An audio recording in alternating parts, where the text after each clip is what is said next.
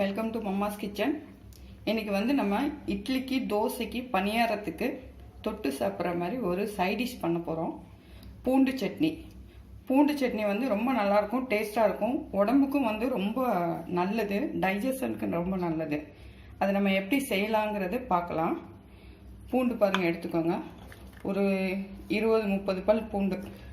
நல்லா பெரிய சைஸு பூண்டாக இருந்துச்சுன்னா ஒரு 3-4 பூண்டு எடுத்துக்கோங்க. பூண்டை வந்து ஒரு மிக்சி ஜாரில் போட்டுட்டு, அதுக்கப்புறம் வந்து சின்ன வெங்காயம் பாருங்கள். இதுக்கு கொஞ்சம் சின்ன வெங்காயம் யூஸ் பண்ணால் தான் நல்லாயிருக்கும். சின்ன வெங்காயம் ஒரு 7-10 வெங்காயத்தை வந்து நல்லா வெட்டி இதில் போட்டுக்கோங்க. அதுக்கப்புறம் வந்து காஞ்ச மிளகாய் இருக்குது பார்த்தீங்களா, இது ஒரு 7-8 போட்டால் போதும். உங்களுக்கு காரம் வந்து ரொம்ப வேணும் அப்படின்னா நீங்கள் அதுக்கு தகுந்த மாதிரி கொஞ்சம் கூடவோ குறைச்சோ போட்டுக்கோங்க. இதுக்கு தேவையான அளவு உப்பு, கல்லுப்பு போட்டுக்கோங்க. இதை நல்லா அரைக்கணும். இப்போ வந்து தக்காளி வந்து இதுக்கு தேவை. சில சமயம் வந்து புளி வச்சு அரைப்பாங்க, ஆனால் புளியை விட வந்து தக்காளி வச்சிங்கன்னா ரொம்ப டேஸ்ட்டாக இருக்கும். நம்ம வந்து தக்காளி போடுறதுக்கு முன்னாடி இதை ஃபஸ்ட்டு ட்ரையாக அரைச்சிக்கலாம். அரைச்சதுக்கப்புறம் நம்ம தக்காளி போட்டு அரைப்போம். பாருங்கள், கொஞ்சம் குறன்னு அரைச்சாச்சு. இதுக்கப்புறம் வந்து நம்ம தக்காளி போட்டுக்கணும். தக்காளி வந்து பெரிய சைஸாக இருந்துச்சுன்னா ஒரு 2 தக்காளி எடுத்துக்கோங்க. சின்னதாக இருந்தால் ஒரு 3 எடுத்துக்கோங்க. இப்போ வந்து நான் ஓரளவு பெருசும் மீடியமாக உள்ளது வந்து ஒரு 2 எடுத்திருக்கேன். இதை வந்து வெட்டி போட்டு நல்லா அரைச்சிக்கலாம். பாருங்கள், வெட்டி போட்டேன். முழுசாகவே போட்டுக்கலாம், ஆனால் முழுசாக போட்டால் சரியாக அரைப்படாது. கொஞ்சம் சின்ன சின்னதாக வெட்டி போட்டுக்கிட்டிங்கன்னா நல்லா அரைப்பட்டுரும். இப்போ நான் அரைச்சிட்டு காமிக்கிறேன் எப்படி இருக்குன்னு. பாருங்கள், நல்லா அரைச்சிட்டோம். நல்லா நைஸாக அரைச்சிக்கோங்க. இப்போ இது இவ்வளோதான் சட்னி ரெடி.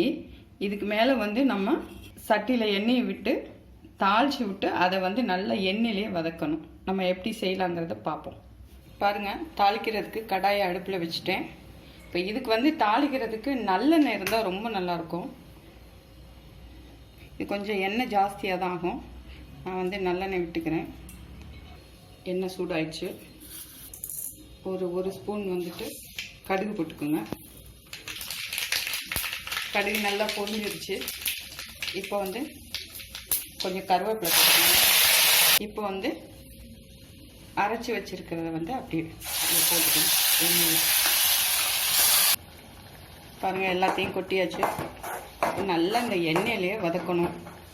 அதில் உள்ள அந்த பூண்டு வாசனை, வெங்காய வாசனை, தக்காளி வாசனை, இந்த பச்சை வாசனை எல்லாம் போயிட்டு நல்லா சுருண்டு வரும். இந்த எண்ணெய் வந்து நல்லா தனியாக பிரிஞ்சு வரும். ஸ்மெல்லெல்லாம் போய் நல்லா வரும். அந்த டைமில் வந்து நம்ம ஆஃப் பண்ணிக்கலாம். இது எப்படியும் ஒரு 10 நிமிஷமாச்சும் நல்லா வேக விடணும். பாருங்கள், ஓரளவு எல்லாம் சுண்டி நல்லா கொதிக்குது பாருங்கள். நான் வந்து தாளிக்கும்போது எண்ணெய் வந்து ரொம்ப ஊற்றலை, ஓரளவு தான் ஊற்றினேன். ஏன்னா அது கொதிக்கும்போது அந்த பச்சை வாசனை போகிற அளவுக்கு நம்ம வந்து அதை வேக விடணும் இல்லைங்களா. அந்த வதக்கும்போது அந்த தண்ணி நிறையா இருந்துச்சு, எண்ணெயும் தண்ணியோடு சேர்ந்து இருந்துச்சுன்னா அப்படியே கொதிச்சு எல்லா பக்கமும் தெரிக்கும்.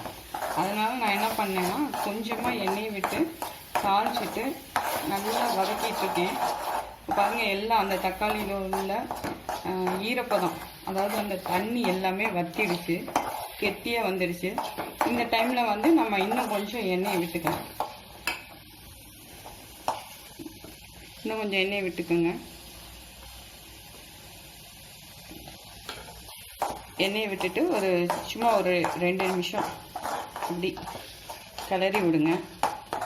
இப்போ பச்சை வாசம் எல்லாமே போயிடுச்சு, நல்லா சுண்டி வந்துடுச்சு. அந்த தக்காளியில் தண்ணியும் போயிடுச்சு. அந்த பூண்டு வாசனை, வெங்காய வாசனை, அந்த பச்சை வாசனை எல்லாமே போயிடுச்சு. நல்லா ஆயிடுச்சு பாருங்கள். இது வந்து நீங்கள் செஞ்சு சாப்பிட்டீங்க அப்படின்னா இந்த டைஜஷன் நல்லா ஆகும். அதே மாதிரி கேஸ் ட்ரபிள் உள்ளவங்களுக்கு இந்த மாதிரி சட்னி செஞ்சு கொடுத்தீங்க அப்படின்னா சாப்பிட்டா நல்லா கிளியர் ஆகிடும். நல்ல ரிசல்ட் உங்களுக்கு தெரியும். அவ்வளோதான், சட்னி ரெடி ஆயிடுச்சு. இது நல்ல சுட சுட இட்லிக்கும், தோசைக்கும், இந்த பணியாரத்துக்கும் நீங்கள் தொட்டு சாப்பிட்டீங்கன்னா அவ்வளோ சூப்பராக இருக்கும். நல்லா சாப்பிடுங்க, ஆரோக்கியமாக இருங்க, சந்தோஷமாக இருங்க. நன்றி.